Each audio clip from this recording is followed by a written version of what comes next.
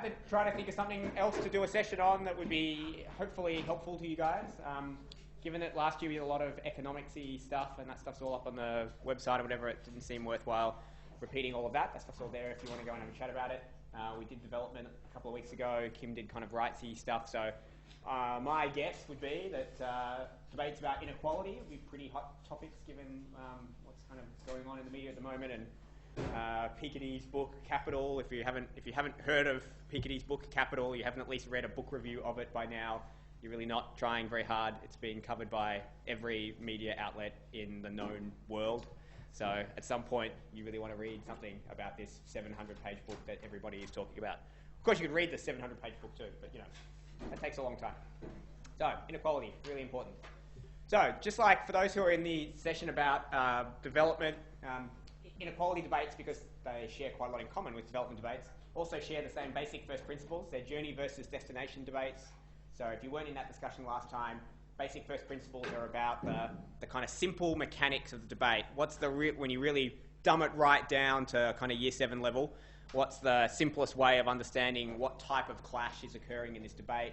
So for example, some debates are trade-off debates where the two sides agree that the goals that each side are trying to pursue are reasonably worthy, but it's unfortunately a zero-sum game, and so to get more of the outcome that their side thinks is the most worthy, you have to have less of the outcome that the other side thinks is the most worthy. The next type of debates are values debates, which funnily enough are the opposite, where the two sides don't agree that their opponents have virtuous and reasonable and valid views on what's good and best in the world. They have kind of diametrically opposed or at least radically different opinions about what's best in the world, and the only thing that will satisfy them is total victory. There are various other kinds of basic first principles, but one of them is journey versus destination debates. So journey debates, destination debates are debates where the two sides think that the ultimate outcome is quite different. The worlds that they want to live in are very, very different to each other. So they are kind of like a values debate in that respect. But their vision of what the end goal is at the end of whatever the issue is you're discussing is an outcome which looks quite different to their opponents. Journey debates are where you agree on what the destination is, or at least close enough that it's not really worth arguing about much. But what you disagree about is what is the best or the necessary way of getting from where we are now to where we want to go. I think debates about feminism, for example, are often good ones for these. Different people can have very different conceptions of what a kind of feminist society looks like. What does it mean to live in a society where women are treated equally? What does that society look like? Is it radically different than the one we live in now? Is it quite similar to the one we live in now, only with more women in key roles and positions? Or does it require kind of substantive cultural change, which might lead to a society which in significant ways is very different than the one we live in now? Different feminists have different opinions about that, and so they often have destination debates. But even where there are feminists who agree that either society will need to be fundamentally altered to achieve equality, or that it doesn't need to be fundamentally altered to achieve equality, we'll still have various debates about the best way to get there, whether that's to pursue kind of liberal feminist approaches, through the law and through formal processes, or whether it's through more of a kind of power feminist approach of kind of trying to empower individual women and through a more cultural change. Debates about first principles. Debates about inequality have the same sort of basic first principles clash. You can do a debate where essentially it's debates are about should we try to reduce inequality, and one side says yes we should, the other side says no, either because we can't reduce inequality or we don't need to, and I'll go through those arguments later on. If you have that sort of debate, it's a destination debate. If both sides agree yes we should try to reduce inequality, but we have different views about the best way to do that, trading off between the costs and benefits of particular models of change, then you're having a journey debate. Why does that matter? It matters because it fundamentally changes the kind of debate you're having. So if the two sides agree, if you're doing the second kind, the two sides agree that, yep, we need to do something about inequality, you don't need to spend as much time on the arguments about why inequality is bad and why we can be confident that there are mechanisms in place that can reduce inequality. You just jump to focusing your attention on this is the best set of approaches to tackling inequality. It has these beneficial features. If you're doing the first kind of debate, you need to actually have the argument that inequality is bad, that it's something we should be worried about, and that it's something that we can tackle, and then that our particular model is the best way available to us to tackle it. So think about it like a kind of climate change debate. If both teams agree that climate change is real and bad, then you can skip and cut to the chase and say, right, what's the best mechanisms for dealing with this thing? Who's responsible? Who pays what?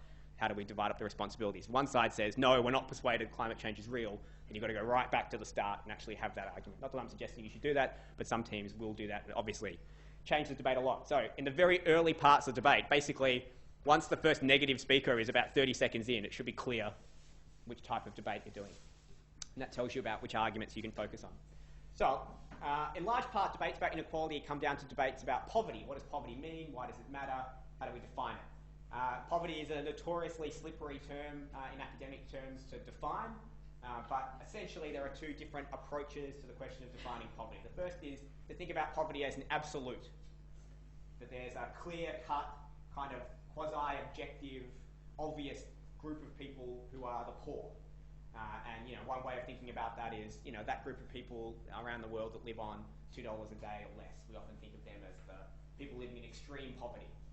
People who no one would argue aren't living in poverty. It's quite straightforward. It's very hard to disagree with that concept. Even though $2 a day is obviously an arbitrary figure, but it's a figure that's been decided because it tells you something about the kind of opportunity and the purchasing power of that group. In the US, for example, though, to switch to a developed country, the US has an absolute measure of poverty. They've had it since the 60s, although they frequently make changes to it.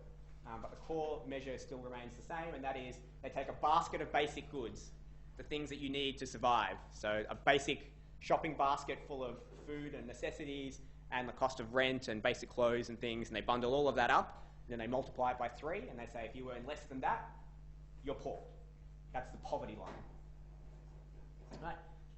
In Australia, we don't have an official definition of poverty that's like that. We just have an arbitrary figure where we talk about people who earn less than 40% of the median wage. But the median wage obviously is a moving target, so 40% of a moving number is moving around. It's not because we think 40% of the median wage is, we've done a calculation which says that's the amount you need to be able to, in a degree of frugal comfort, meet your basic needs. We've just decided that seems like a level at which you're poor. Now, whether that's any better or worse than the others is up to you. Does it relate usually? Well, if you look at people who are in that bracket, they're usually not doing terribly well. Yeah. But whether it should be 45 or 35%, you can have that argument. At some point, you've got to draw the line. The other way to measure inequality is relative. People say, well, there's such a thing as relative poverty. And yeah, no one in Australia really, let's simplify, there are Indigenous communities that are doing it pretty tough, but no one who we conventionally think of as poor in Australia is living on $2 a day or less, or even the Australian equivalent of $2 a day or less, which would be, again, a very small amount of money.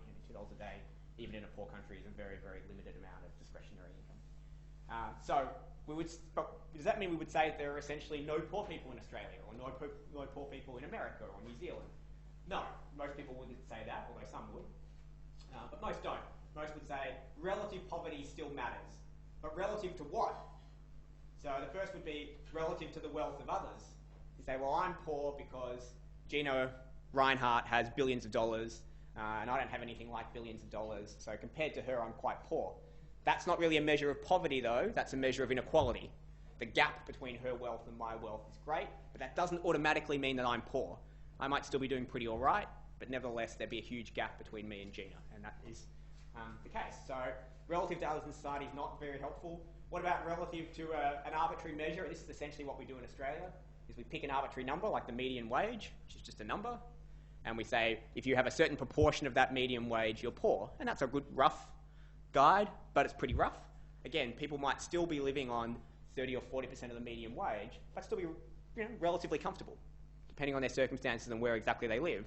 40% of the median wage, if you're living in Sydney, you're going to be doing it pretty tough when you think about what the cost of housing is and all those issues. 40% of the median wage living in Hobart is going to be a different story. The cost of living. Or maybe relative to an abstract notion. And this is actually, as much as it's a bit hard to get your mouth around, I wouldn't suggest you try to memorise this quote for use in debates, but you can get the gist of it. It really does all go back to Adam Smith, who, believe it or not, actually cares about inequality, despite being the poster child of the hard right. Because if you actually read his books, he's not quite what most people think he is. Anyway, Adam Smith had this view that inequality was about meeting the basic necessities required for dignity. And so yes, it's an arbitrary amount. And yes, it will constantly change. And by definition, no matter how prosperous our society becomes collectively, it's still possible to have poor people, even in a society of enormous affluence. Because what matters is whether people have access to those basic things they need, not just to survive, but to live a life of dignity.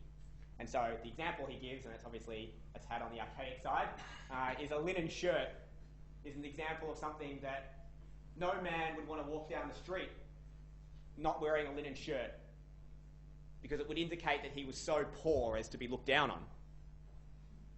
But if he's got a linen shirt, he shows that he's a man of some substance, even if it's obvious that he's not a wealthy person.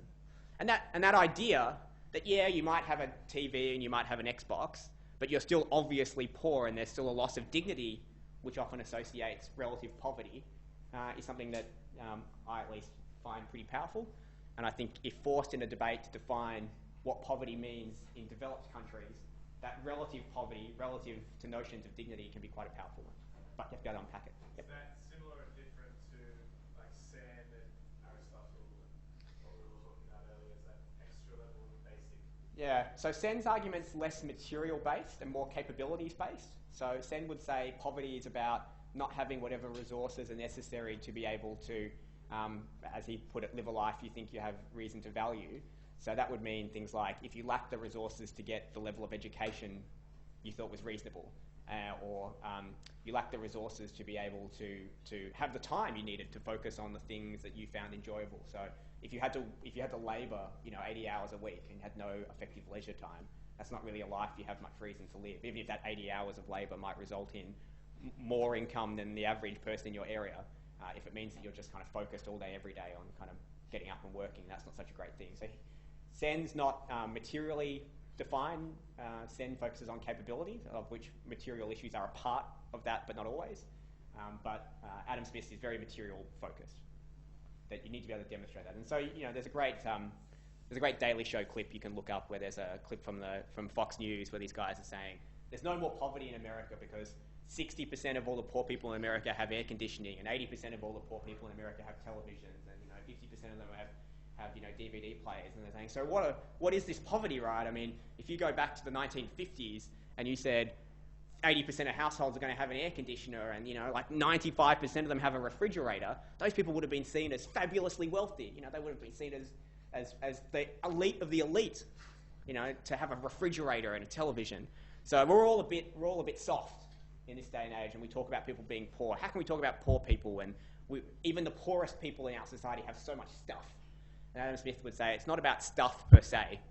It's about whether or not you can meet the standards that your society, not you, that your society has determined is the bar at which you have kind of fundamental dignity. And if you don't, then you're poor in as meaningful a way as someone might have been 30, 40, 50, 100 years ago in your society. Because poverty is not all just about do you have enough to eat. There's also a kind of social and cultural dimension to it as well, which is part of the reason why we think poverty should be eradicated. Okay, so that's poverty, but let's go back to inequality, because the debate is about inequality, of which poverty is the subset. So how do we measure inequality? There are various ways. There are lots of different measures. Probably the most common, the most famous in general literature is what's called the Gini coefficient. Gini coefficient is a calculation of wealth inequality in a given society, and it's a number which ranges from 0 to 1. That's it. So it's not quite true to say the worst score you can get is 1. It is possible to get a number higher than 1, but that's a kind of extreme mathematical calculation. But in normal societies that are measured, the worst score you can get is 1. And what 1 means is the wealth is nearly absolutely concentrated in the hands of a tiny number of people. So one or a handful of people, a kind of plutocratic situation. One or a handful of people have essentially all of the wealth, and the vast majority of the rest of the people have little to none. That's a 1. Obviously, there's nowhere on Earth at the moment that's a 1. And 0 is perfect equality. Everybody in society has exactly equal shares of wealth. And again, obviously, nowhere on Earth at the moment is a 0. Where does Australia come in? Anyone want to have a guess at what Australia's Gini coefficient is over the last couple of years? It's held pretty stable by and large. 3, 5, 4. Well, let me rephrase the question because this matters. Pre or post-tax and transfers? Let's start with the easiest one to calculate. Pre-tax and transfers. Just in terms of the wealth people have before government transfers are taken into account, where does Australia rate? 0.6. It's pretty bad. 0.6 is pretty unequal. Can you give us an example of a Yeah. Well, I'm interested in what your sense is of how bad we are on the scale. I think this is a scale of 1 to 10. You just said we're 6 out of 10 bad. That's pretty bad, right? Australia's... I just don't know what the scale looks like. Is it like, is it linear? Like, I know It's linear. All right. The answer is that in pre-tax terms, Australia's Gini coefficient ratio is about 0.46, give or take. That's the right ballpark. After you take into account taxes and transfers, so the healthcare system, the public education system, payments to poor families, the welfare system in the general sense, all of that, we fall to about 0.34. Right. Okay. But where we are right now is not as interesting as where we are over time, because that tells us about trajectories and trends and where tipping points might be. And the US has probably the most extreme changes in inequality of developed nations, but actually most developed nations, certainly Australia, follows broadly the same trend as the US, just the US kind of is a sharper example, so it's an easy one to use. So this graph is the so-called suspension bridge graph, which shows you US Gini coefficient rates over, actually it's measuring share of income of the top 1%, which is highly correlated to Gini coefficient over time. And so you see in the pre-war period, you get that first raise, so up into what they call the Gilded Age, in the period of the 20s, 30s, leading up to World War leading up to World War II, you get the period of the most extreme inequality in modern American history. Right? So you get the period of the Rockefellers and the first of the uber rich, the sort of Gatsby stuff, yeah. People who live in that extreme concentrations of wealth. And most of that wealth is capital-based, right? The wealthy are wealthy because they own lots of stuff, not because they have stupendously high salaries. In fact, the Rockefellers and the Carnegies and the Mellons, in fact, famously paid themselves very little. But they accumulated large fortunes, right? Intergenerational large fortunes, huge estates of land, lots of cars, lots of businesses. They own lots of properties, which they rented out, et cetera, et cetera, et cetera. And their accumulated wealth is what made them rich, whereas other people, average people in that society, had very little accumulated wealth. Home ownership was rare. Other assets like cars and things were very rare, very expensive. And of course, average people in the 20s didn't own businesses or didn't own rental properties. They didn't own racehorses. They didn't own assets which could generate revenue for them.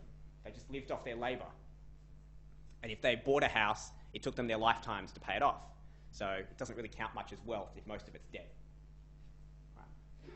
So Piketty's famous formula, for those who have ploughed through the 700 pages or cheated and read a book review, either way, Thomas Piketty's book Capital in the 21st Century makes the argument that the trend that matters most is when we get a situation of R is greater than G, right? Where R is the rate of growth of capital. It's what the return on investment is for people who own stuff, who own profit-making stuff. So if you own a rental property, how fast is the growth in your rent coming to you? If you own a business, how fast is the growth of the profits of that business coming back to you? So how much better are you getting year on year before you even lift a finger? Just on the accumulated wealth and value of the investments in capital that you have.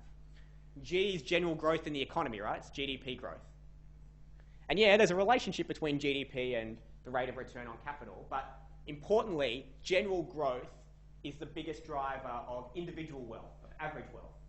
Because when the economy grows, it usually means there's more jobs, more productivity, higher wages, and so average people get more cash, as well as can also, in the modern age, grow wealth as well, can buy property and things.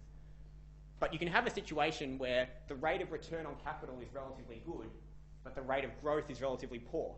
And in fact, that's exactly the case right now in America, where because of low interest rates, it's a great time to own stuff.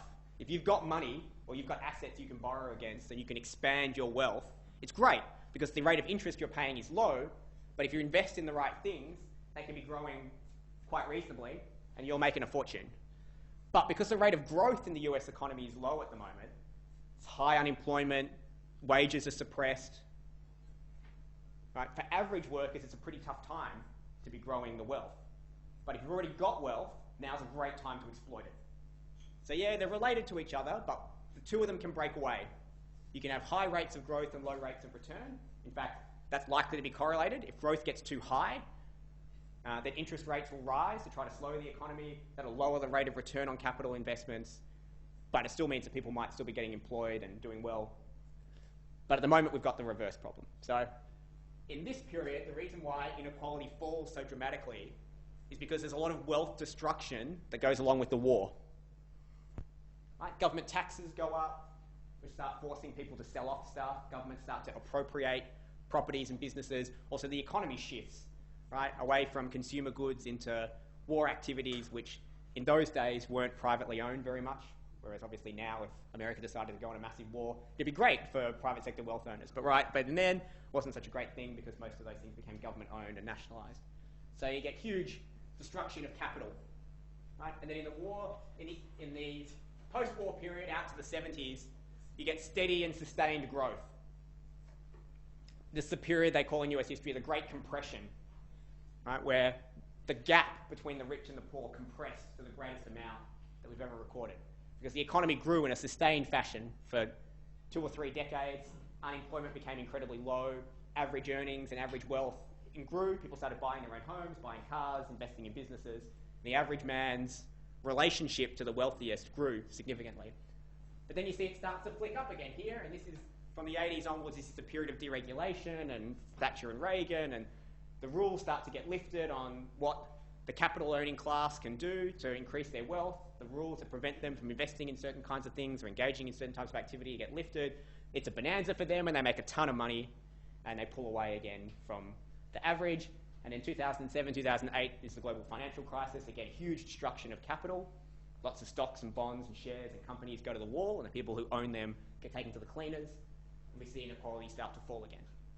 But already, as Piketty points out, we're already back at the point now where R is greater than G. So if nothing changes, either in the macroeconomy or through tax and transfers, if the government doesn't intervene to redistribute wealth, the likelihood is we're heading for another one of these periods. As long as R remains greater than G, as long as the rate of return on capital investment remains significantly higher than the rate of growth, those who already have wealth will just keep pulling away. That all make sense? So that's inequality defined. So what? Big deal. That graph looks kind of scary. There's big dips and rises in it. But what fucking difference does it make? Who cares if Bill Gates is really, really, really rich? You know, Bill Gates is 5 million times richer than the average American. What does that mean? So what? Does that mean the average American is 5 million times worse off? No, they're no worse off because Bill Gates is rich. Arguably, they're better off. They're better off because Bill Gates got rich making stuff that's made their lives better, made them more productive, made them happier, in whichever way you want to define it. Bill Gates didn't steal their money, and he wasn't gifted it by his parents. He earned it. He made products that you want. And even if you had a country that had a Gini coefficient of 0, where everybody had exactly the same share of wealth, the moment that one person in that society invented a good or a service which large numbers of other people wanted, that Gini coefficient would start to rise. Because that group of people would all buy that person's good or service, making that person proportionally wealthier than the others, and inequality would start to grow. But is that society worse off? Arguably no. So here are the arguments if you want to do a destination debate. If you want to say, we don't think that inequality matters. First is that you might agree that extreme poverty is bad, but that inequality is irrelevant. So like we said before, no one's really disputing that living on $2 a day is bad, or that a society full of people that live on $2 a day is not a good idea. But that's the extreme. And yep, we should target those people, we should help them out, we can have a debate about how to do that. But generally speaking, the idea that there's a gap between those who have a lot and those who have less, who cares? What matters is growth. Get growth up, grow the pie, and you won't have to worry so much about how to cut the slices. The second one is to say, well, even if it does matter, you have no right to redistribute wealth to address it. Just because there is this thing called inequality doesn't mean the government has the right, in either sense of rights that we've talked about previously, doesn't mean they have the right to redistribute wealth. And Nozick is one of the most cited theorists on this area.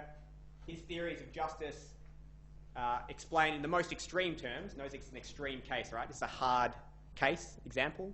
You can run a Nozickian view if you like, but keep in mind you're running a pretty hard line. You're running a very hard line, but not an insane line. It's a respectable line. Nozick's got several theories of justice, but the two most important ones are justice in acquisition and justice in the rectification of injustice. Now that's all kind of 70s academic bullshit code for there's certain ways at which you're allowed to make money. And if you make money following those rules, then they're yours. As long as you didn't break the rules, it's fair and square. That money's yours. And the only justification for sharing money, for the rectification of injustice, is if that wealth was originally created in a way which broke the rules. And if you can't show that, if you can't show that the rules were broken in the way that wealth was created, the rules he establishes of what's justice, not necessarily the law, the rule of justice, then it's yours. And there is simply no justification for taking it off someone. It's just out and out theft. Don't kid yourself. You're just stealing from me because you want what I have. And you're dressing it up as justice.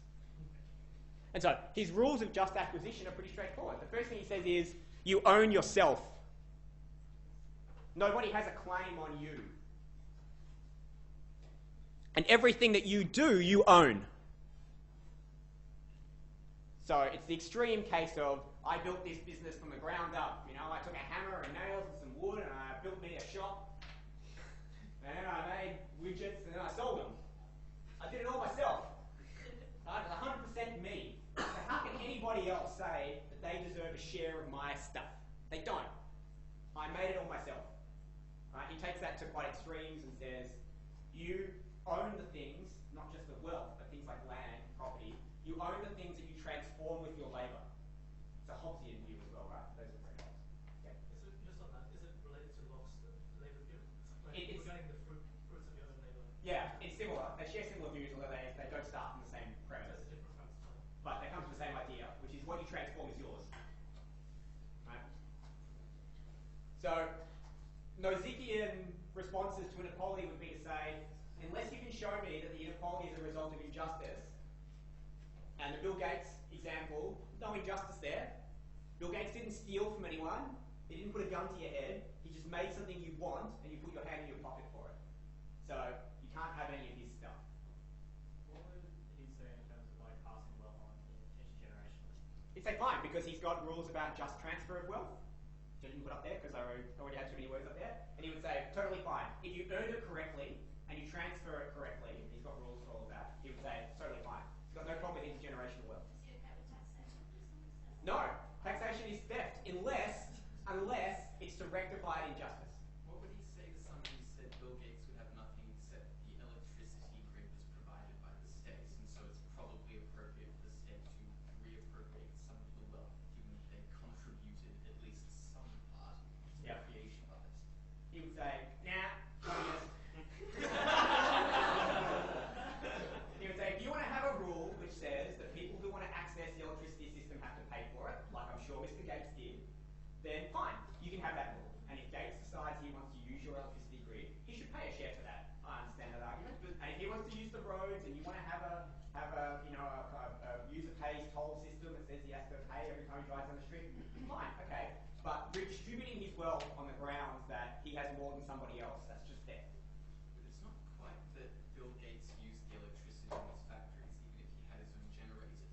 The existence of the electricity grid made sure that there were customers who were able to use his products, because nobody can have a computer unless they have access to electricity. So in that sense, he has also benefited from the existence of public good. Right? Basically what I'm saying is that a country is an economic cooperative, and it's okay for that cooperative to appropriate some wealth in order to advance the project of the It's whole. not like that they give people electricity so that Bill Gates can get wealth, right? Like, they make money off giving people electricity. Like, people pay electricity bills.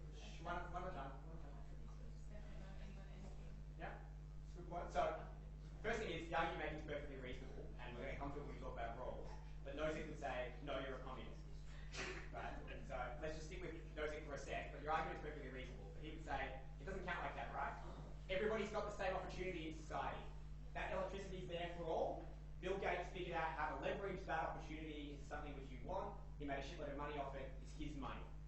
Unless there's an injustice involved, bad luck. And if the government's not recovering the cost of the electricity network, then it needs to fix that problem. But taking tax from me and giving it to somebody else doesn't do that. If the electricity system's worth it, I'll pay for it. Me as rich dude. Not me as me, although I do pay for the electricity network too. But moreover, the next point is, but what does inequality actually tell us anyway? Even if you've got the right to redistribute, even if we don't accept no-zic, and in most debates you probably won't run a no-zicking argument, it's a very hard line. But even if you don't want to run that line, what does inequality tell us anyway?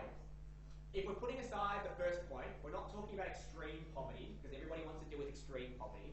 If we're not talking about that, what does inequality actually tell us? Does it tell us that people have lower welfare? Does it mean they're worse off? Does it mean they're unhappy?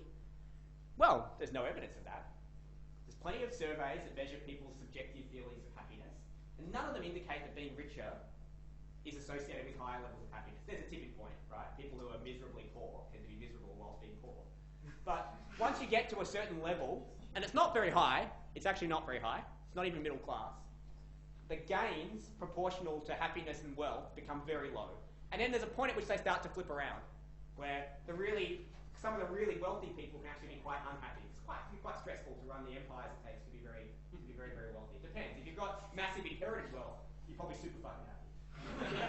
But if you're running a multi-billion-dollar empire and your shareholders are up your ass every day, you're probably not as happy as the reason with the pictures. Yeah. I obviously might know a bit more about this, but my understanding is those studies do show that that's true, but if you then put people together who have vast degrees of inequality living in the same places, that's what really can happen. Right. So the keeping up with the Joneses effect is true, but again, the no-zic type response would say, sure, okay. Being relatively poor, or not being relatively rich, to try to avoid using pejorative terms like poor, not necessarily being in the richer half of your society, doesn't inherently make you sad. If you're living in a place that's making you sad because your neighbours have got a nicer car than you, then you should fucking move. But that's not a justification for stealing from the rich to give to the poor. That's a justification for you to, get a man with a van and sort your shit out. So, the last point is, on the criticism of so what, is can we actually do anything about it anyway? Even if all of those things are wrong, even if we're not just talking about extreme poverty being bad, even if relative poverty is bad, even if you do have the right to redistribute, even if inequality does make people unhappy or have lower welfare, is there actually anything we can do about it at all? And there are plenty of critics who say, no, we can't. But it's a flawed premise. This is George Mancor, who's a very famous living conservative economist in the US, who says the real problem for the people who worry about inequality is anything they want to do about it just makes things worse. That there's a trade-off. This is a basic first principles trade-off, by the way, guys, between efficiency and equity. If you want things to be more equitable, you have to trade away a degree of efficiency. And so what that means in practical terms is you will slow economic growth by taking money off the rich to give to the poor, and that will ultimately mean even the poor are worse off, because economic growth benefits them as well. So if you want to tax the hell out of the rich, that's fine, but the rich might just leave. And that's no good for you. If they move to another country, they park all their money in a tax shelter, then you don't get the level of tax you're getting now, or the increased level of tax you've just slugged on them. You get nothing. Or people might just say, there's no real benefit to being that rich. I'm not going to take the risks of investing my money on something which might pay off if the state's going to confiscate a huge slice of it. I'll just sit much happier with the relative wealth that I have now. And that makes people worse off, because we need the Bill Gateses of the world. Also, you need them as a source of capital investment for the economy. Or I'm asking, I'm not saying that, Yeah. Is that right? Yeah, that this idea, this R versus R is greater than G thing is weird if you're Mancor, because he would say capital's good. Capital's good for average working people, because when rates of capital go up, investment goes up, which increases productivity, and more productive workers get paid more, and so they're better off. Societies that are capital constrained are societies where workers are fucked, because there's no one to invest in the businesses in the first place and to invest in developing their skills so that they can be worth being paid a high amount of money. So we should be saying hallelujah for the capital class. they provide the resources that everybody else needs. Okay, now, in most debates, I'm guessing, Monash teams probably won't run that argument, or those arguments. You're probably going to lean on the side of saying, we agree inequality is bad, but we don't like your model, or we've got a better model. But A, you need to know about these arguments because your opponents will run them, so you need to understand them. And B, you might find that in a particular topic, in a particular circumstance, it's a good strategy. These arguments are just as useful as any other argument. But in the majority of debates, you're probably not going to use them. Let's jump on to the other side of the equation. If it does matter, then why does it matter? Probably most people in this room have an intuitive feeling that inequality is bad. But why does it actually matter? Well, let's start at the beginning. Is there a moral objection? Well, sorry, let's jump back. How much inequality is too much? So Australia's pre-tax Gini coefficient level, putting aside the arguments that economists have about whether the Gini coefficient's accurate or not, let's assume it's pretty close to the mark. Australia's got 0.467 on the Gini coefficient indicator. Is that bad or is that good? What's the right number? Should we be happy about that number or should we be depressed? Right? I was constantly asked, what's the comparison? What does it mean? Well, who the fuck knows, right? What is the optimal outcome? Surely we all agree that the optimal number is not 0. Right? Surely we can all understand, communism's cool and stuff. It's a very popular idea. But I think we've all agreed that the idea that everybody has exactly equal shares of everything when it comes to wealth is not a great idea. It's not going to lead to the best society. But we all agree that the other extreme is also a terrible, terrible idea. So, where do we want to land? How much is too much? Well, again, Thomas Piketty, who wrote this famous book that everybody except the people in this room apparently are reading at the moment, has been asked this question by every interviewer in the English and non-English speaking world. And I saw one of his interviews on the night he gave on the BBC, I think it was a UK interview. And the journalist said to him, so how do we know that inequality is bad in Britain? Like, we know that inequality is higher now than it has been in the past, but how do we know it's actually at a level that we should be worried about? And he said, well, the figures in the UK are that the bottom 50% of the population, by wealth terms, control 3% of national wealth. The bottom 50% of the population control 3% of national wealth. He said, I don't know what the right number is, but I know it's not that. Should it be double that? Should the bottom 50% control 6% or 12 or 21? He doesn't know. But it seems pretty clear that there's something wrong in a society where half the population virtually own none of the national wealth. They're not even in the game. Just from a moral level, that seems wrong. It seems unlikely that that proportion of the population could be so undeserving, so unproductive, so non-contributory to the greater good. We might believe that there's a rump of the population who don't want to work, who don't want to try hard, who don't want to make a contribution, who would happily sit on the couch and play Xbox if you would pay them to. But it seems reasonable to believe that that's a very small number. And certainly very far from 50%. So there's got to be something wrong there. What's the right number? Don't know.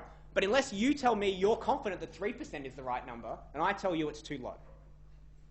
I thought it was a pretty good fucking answer. That's why I stole it. So, if you want that in a more philosophical objection, the first is to say that a birth lottery, a system that effectively runs a society as a birth lottery, is inherently unfair. This is the first challenge to Nozick. Nozick says, well, as long as the wealth is generated in a way that's fair, then you can't take it. Well, okay, let's go back to the first premise of that. If it's generated in a way that's fair.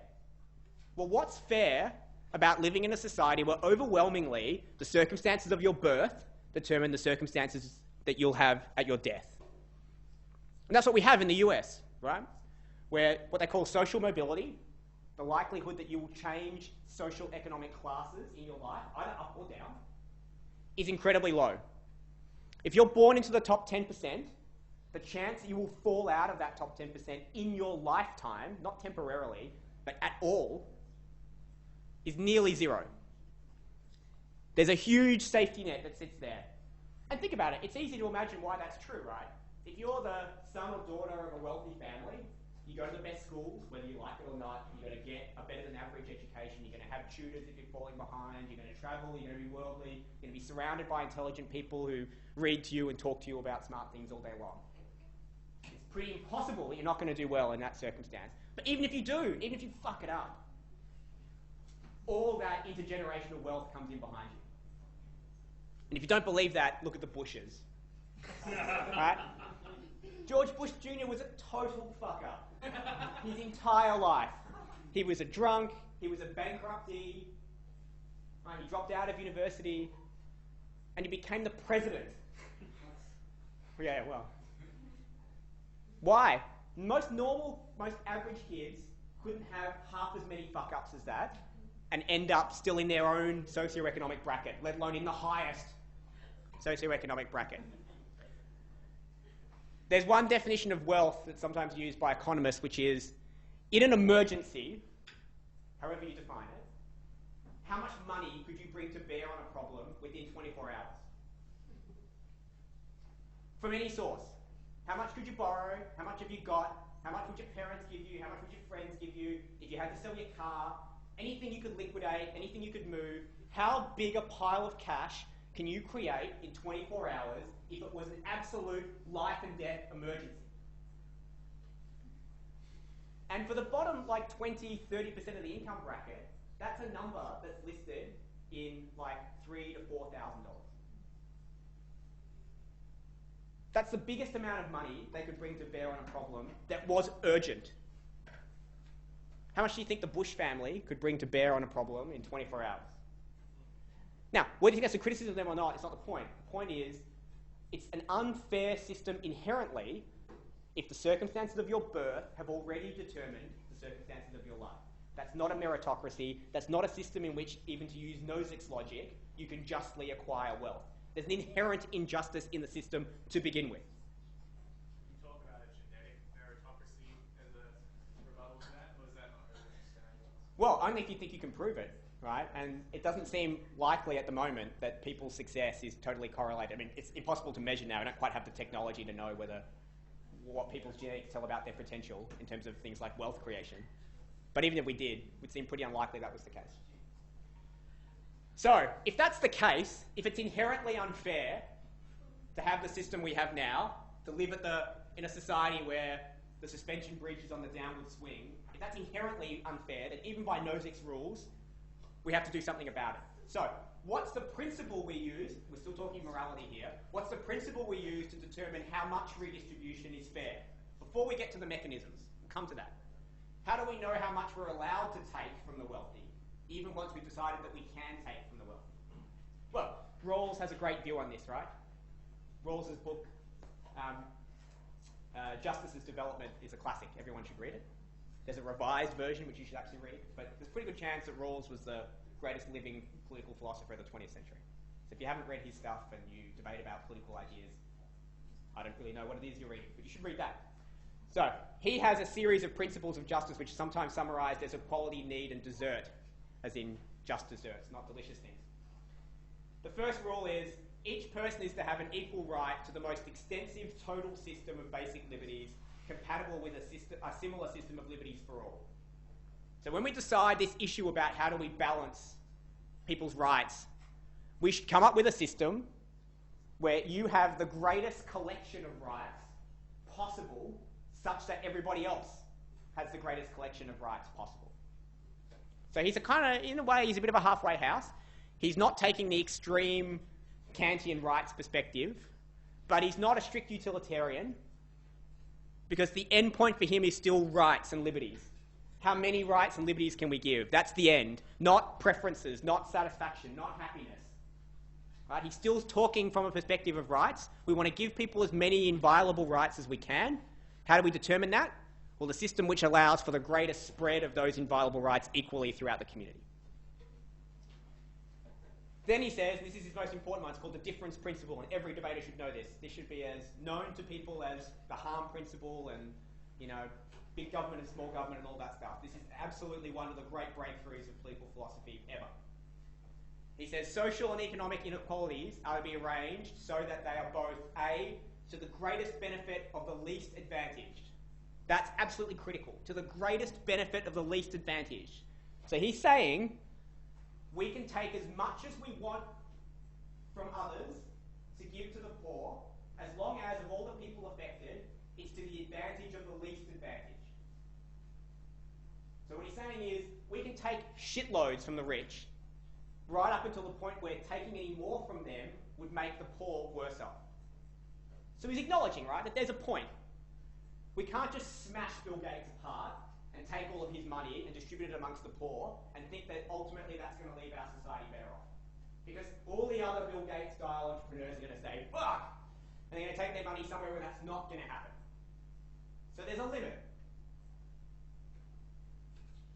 So how much can we take from Bill Gates before he really cares and makes decisions about his future which ultimately lead to worse outcomes for everybody else? The answer is quite a lot, but not all of it, not even close to all of it.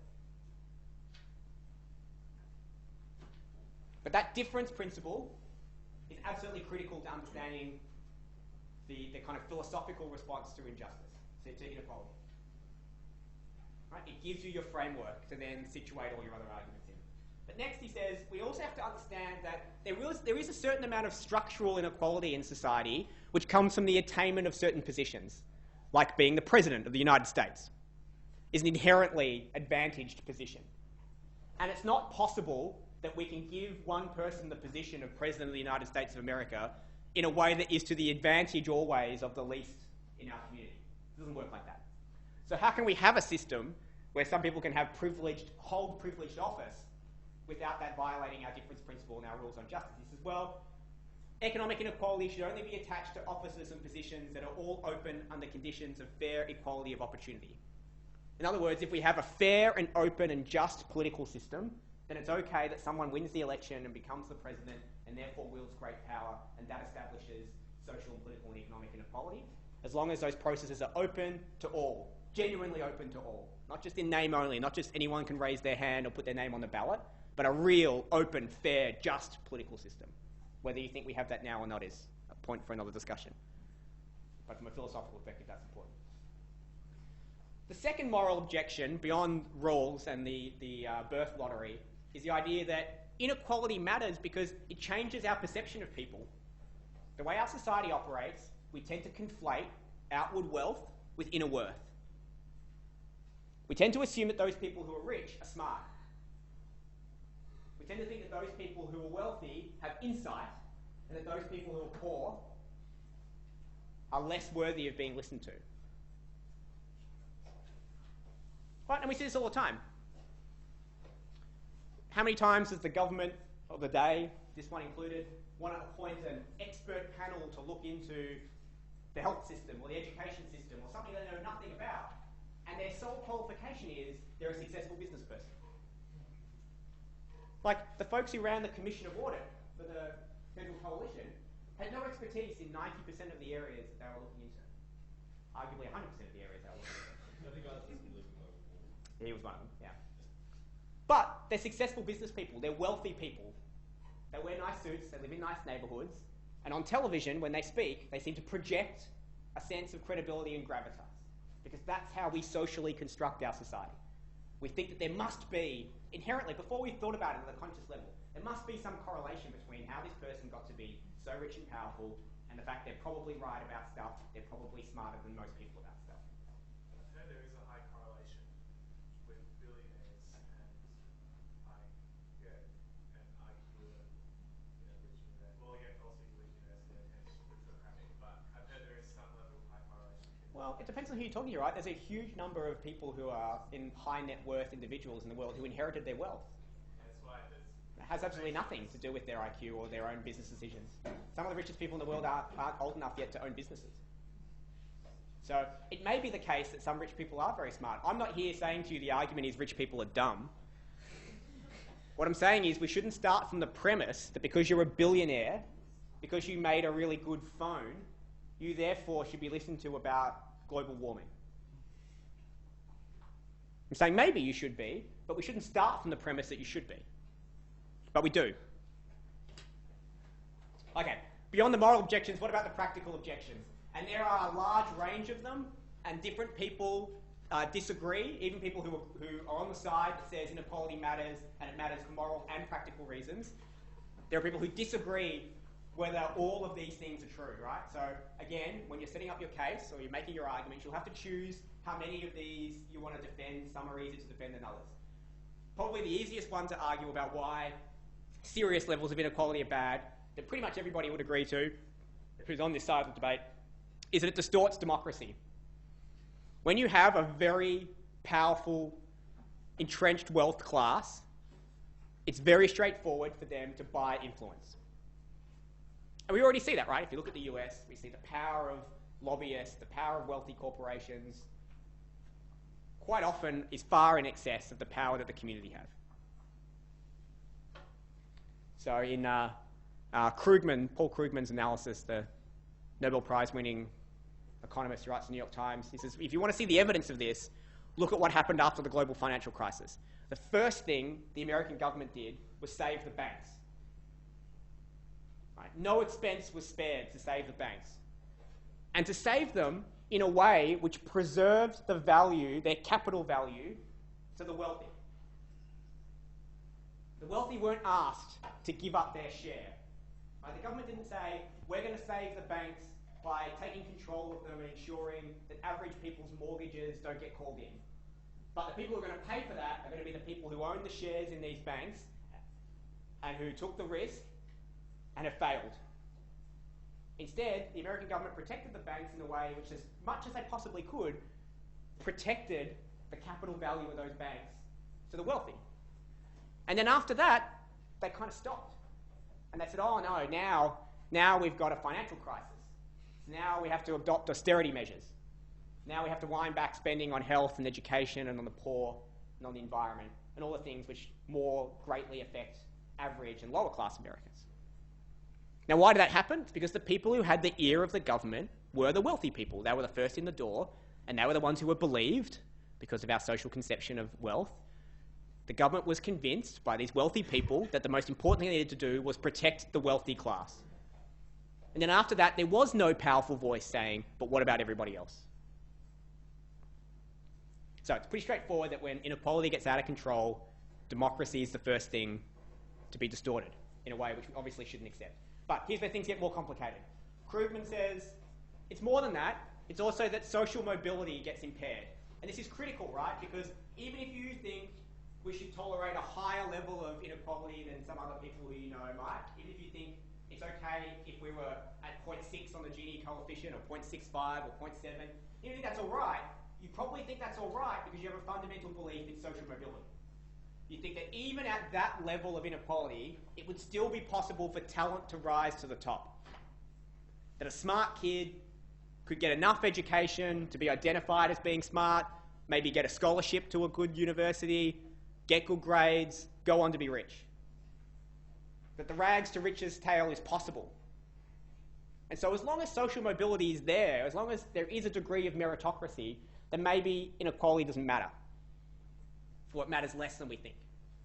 But Krugman says the first thing that goes with inequality after democracy is social mobility.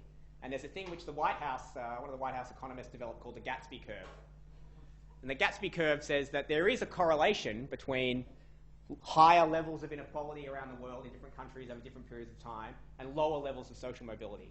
That small increases in the Gini coefficient level have big increases in the reduced level of social mobility.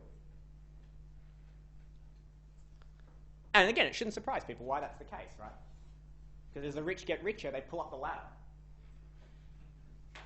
Right? That there's only so many elite schools. There's only so many places at the elite universities. And those people tend to hire each other. Right? It's far more likely that someone who comes from a family with the surname Bush is going to magically be hired to run an oil company in Texas, despite having no qualifications to do so, than someone who came from a poorer family and went to Caltech on a scholarship. Why? Because that's what happened. Because a totally unqualified guy ran a profitable business into the ground because he had the right family connections, because that's how it happens. The elite groups hire within the elite, and they pull up the ladder. But Stiglitz goes further than Krugman, and Krugman and Stiglitz have big fights about this. They're fun to read because they're both kind of, substantially left-wing Nobel Prize winning economists who like each other a lot. But Krugman says Stiglitz is wrong on this point. Stiglitz says inequality is also bad because it lowers economic growth. That's one of its pervasive effects. Right? The inequality doesn't just hurt poor people in all the ways we've talked about before, but it lowers the rate of growth in the economy, which hurts them again. Because as we talked about before, it's that rate of growth that is the single biggest force which drives up the wealth of the average person. Now, why does it do that? Because the poorer people are, the more unconsummated demand there is in the economy. Right? Stiglitz's number one argument about what's wrong in the US economy right now is there's insufficient demand. There's all this idle capacity, right? There's all these half-closed factories sitting around in the US that are struggling their way through the recovery after the global financial crisis, and they're struggling because there's no customers. And there's no customers because middle-class Americans haven't had a pay rise in 30 years.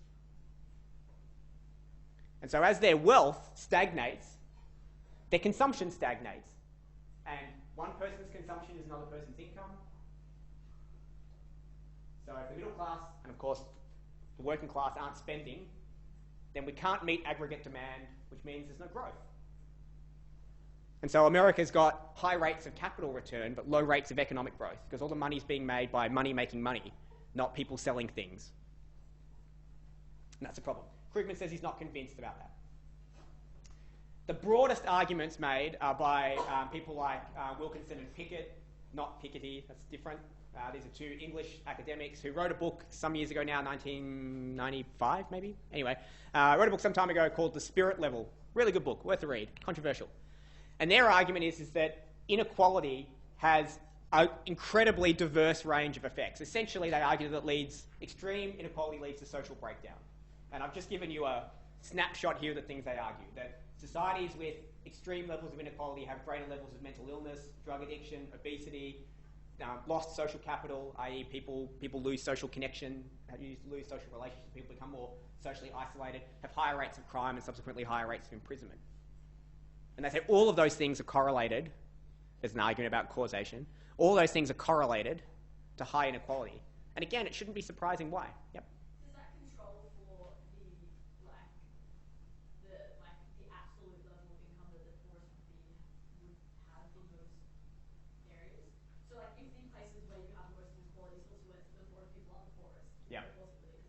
Like, do you know if that controls? They're looking at rates within countries. So they're saying as countries change and grow in more unequal ways, they get higher levels of all of these social indicators.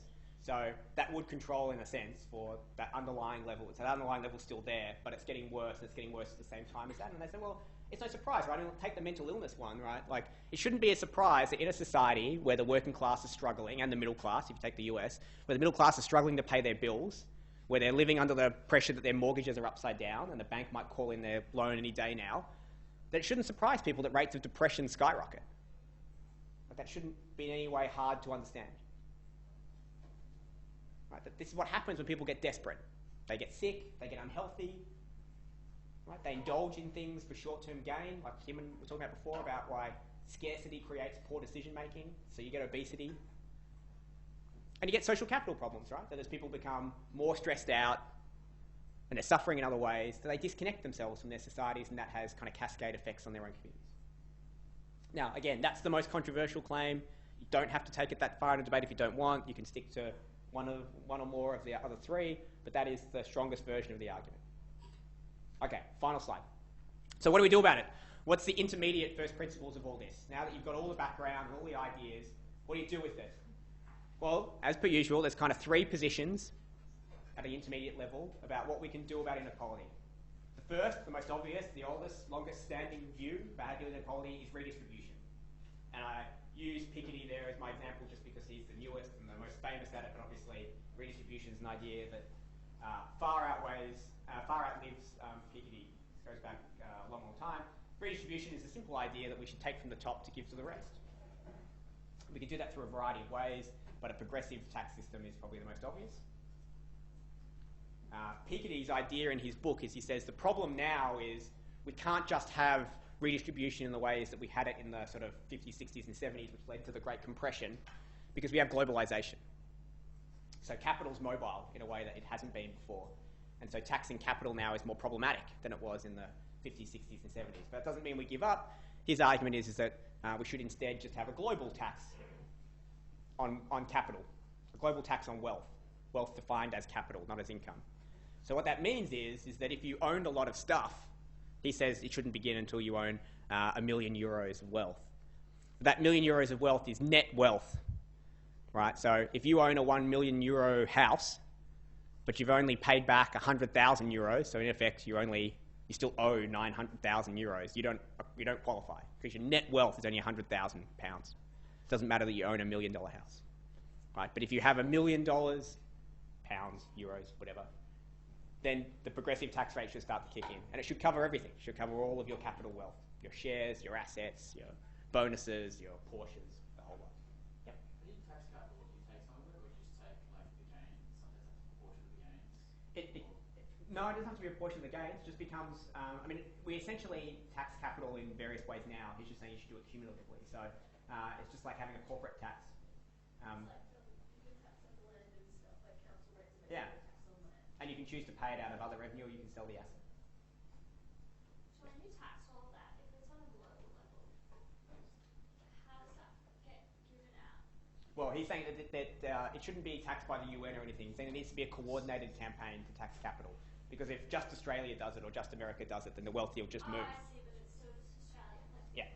Yeah, but there needs to be some level of coordination, right? Otherwise, people will exploit the gaps. And of course, that's the first thing that critics jumped on with his book. They said, of course, there's not going to be a global taxation regime. You know, you're fucking dreaming. Maybe he is, but this is a debate. You can probably get away with it. The second argument is that the intermediate position, the middle position of the intermediate spectrum is what's increasingly called pre-distribution, as opposed to redistribution. Pre-distribution means trying to shift the balance of wealth before the inequality occurs. Right? So rather than saying, okay, the median income is bugger all and Bill Gates owns a shitload, so we'll then tax his final salary and we'll turn that around and give it as a grant to these poorer people, we should be trying to prevent that level of inequality from occurring in the first place. And so the obvious thing that means is you need to increase pre-tax wages. So simple version of that is increase the minimum wage. Right? If you've got a higher minimum wage, you'll have lower wealth inequality without having to worry about tax and transfer. Right? People just earn more to begin with. So that means having things like a social wage, not just a minimum wage that's set at some economic level, but a wage which says what is a fair and just wage, not just an economically efficient wage, which is what we have in Australia, right? Where the minimum wage is set as a social wage. It's the idea that the minimum wage shouldn't be the lowest amount possible not to die of poverty. It should be the lowest amount we think gives you a frugal but dignified life, which is partly why Australia has such a high minimum wage. But there are other models. Co-determinism is a model that's widely adopted in Germany, where workers own a share and have a material stake in the control of the businesses they work in. So unions sit on the board of companies, it's profit sharing between workers and companies, et cetera, et cetera. You can read about co-determinism to your heart's content. But basically what it all boils down to is if you want a sustained program of pre-distribution, you need to raise the bargaining power of wage earners. How do you do that? Well, you do things like support unions. That it's very clear that the age of the Great Compression in the US, which was the same as the age of the lowest level of inequality in Australia and in various other parts of Europe, were also the periods at which the union movement was the strongest in those countries. And again, unsurprisingly. The final, and Hacker is the kind of the newest theorist about pre-distribution, but some people said it's a much older idea. And the final position is to say, well, we should take essentially a market view. Right? That government intervention is not the way to solve inequality, that we can approach it from a market perspective and have the market resolve inequality. And so Golden's book, which is called, I think right down here, The Race Between Technology and Education. So Golden's a Harvard economist, and she says that the reason why inequality bounces around in the US is, not entirely, but a large part of it is because of shifts in the balance between technology, which is what she really means by productivity, and education. So when technology takes off, when we go through periods of innovation boom, that benefits a smaller proportion of workers, those who are best prepared to take advantage of that technological innovation. And so unsurprisingly, they move ahead, and that leads to higher income inequality. And the way we resolve that, or the way that resolves itself, is when we go through periods where the general level of education improves, then we get compression because you get a higher number of people who are able to make use of that innovation. So, for examples are things like email. Email means that some types of people have become fantastically more productive than they were before. If you, once upon a time, if you were the best lawyer in Melbourne, the range of clients that you could have were the biggest companies that operate in Melbourne. And maybe you could do some work on the side for people based in Sydney or whatever, but really, it was pretty hard for you to communicate with them in real time in an efficient way, share documents and whatever, and so you pretty much were limited to the pool of people in Melbourne. Now we have the internet, and we have email, and we have teleconferencing, and we have faxing and scanning and all that stuff. So what that means is that the best lawyers in Melbourne can represent clients all over the world. So those people who are best able to take advantage of that technology can now make vastly larger sums of money than they could before because their access to a much greater pool of high-value clients. But what does that mean if you're a hairdresser? Not much. How does email make your business better? It doesn't really. Sure, you might have a website and whatever, but the impact's pretty minimal. You still only got the same pool of clients you pretty much had before. You still only really charge the same amount you charged before. So your wages probably won't go anywhere as a result of the invention of email, but your next door neighbour who's a top-end lawyer is going to make a shitload more. Does that mean anyone's actually worse off? Well, maybe, but the reason's not some nefarious plot by the wealthy. It's because the race between technology and education is out of whack. And what needs to happen then is the education system needs to open up to produce a larger pool of graduates who are trained in the kinds of professions that can best exploit that new technology and innovation, and then those people make shitloads of money too. And so Golden's answers are things like we need to innovate in the education system, that there's too few spots in the best schools.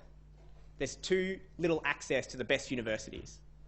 Now, there might be government-based solutions to those, government interventions might resolve those, but Golden's not a big fan of those. She says we should do things like charter schools and more private universities and allow people to borrow more money so that they can afford to go to the best universities. We should let the market sort itself out. That if the returns on investment are there, people will invest in their education and they'll take advantage of it. All right, that's it. Questions? Yo. Just a question on that last one. The theory being that you want to get more people that are sufficiently educated to take advantage of the access to technology. Yeah. Doesn't that ultimately affect the want of people to go into jobs at the lower end of the bracket that may have been previously that are actually necessary? Potentially, but then you'd just get wage spikes, right? So if there weren't enough hairdressers, then the price that hairdressers could charge because of scarcity would go up and people would move into that profession because they'd be attracted by the higher wages and, you know, the glut would clear. So maybe you might have short-term problems with that, and you look at the mining boom in Australia and you see that, right? All these people who pissed off to Perth to work, you know, on a mine doing bugger all, you know, for 100 grand a year, and you try buying a coffee in Perth and it's just about impossible, right? Because no one wants to work in hospitality in Perth. I mean, seriously, like I go there for work and it's a pretty shitty place to go for basic service kind of stuff. Yeah, it's crap, right? The service is terrible. It's all these like international backpackers who work for a weekend and piss off. Couldn't care less. It's terrible because everybody buggered off to the mines to earn big bucks. But those are temporary changes, right? No one's thinking that Perth will forever have a terrible hospitality sector because you know, wages will increase to hire good people who will attract people in. Just wondering, is there anything to be said for Thatcher style taxes? So flat taxes followed by redistribution, so as to remove the incentive from them. That's not really. Well, is there something to be said for them? Sure. There's a whole debate you can have about flat taxes, and it's a perfectly good one. From the point of view of whether it's an effective model of redistribution, I think it depends. I mean, Piketty's argument would be if you're only... The problem with flat taxes are it lets people with high wealth off because a lot of their wealth will be in places that aren't even affected by the tax. And so you need progressive taxation to take into account the fact that people at the higher level have higher opportunity to contribute in that way that doesn't violate the difference principle, that if you take from the middle, you're more likely to screw the bottom, and if you take from the top, you're less likely to screw the bottom. So progressivity is good for that reason, but also you need a more comprehensive regime because of the way that the rich contain wealth and capital, not in the things that tend to be subjected to a flat tax. Yep. I was wondering if you could help explain how it fits in the debate, but I've heard a lot of talk and sort of in the literature about this idea that, like, because we're in the information age, the access to rapid wealth increase, like rapid wealth, like expansion is much more than any other period, and it favours extremes and such. How does that fit into income inequality? couple. That could be defined as a Well, it depends. I mean, I focus in this discussion on the issue of inequality within a country. You can also have discussions about, and there are lots of discussions about inequality between countries. And the argument at the moment is that the rate of inequality between countries is falling, while the rate of inequality within countries is growing. And so that explanation might explain that trend. But if you go back to the original stuff about why inequality matters, this stuff isn't affected by kind of cross-jurisdictional inequality. I mean, people don't have a lost sense of dignity because someone in another country is richer than they are. They have a lost sense of dignity because they can't meet the societal standards of their own country. So I think the vast majority of debates are going to be focused on inequality within a particular country or in a particular group of countries, like all Western countries or whatever. It's not really going to be an international cross-comparison. But that's an interesting point. Any other questions? Going once, going twice?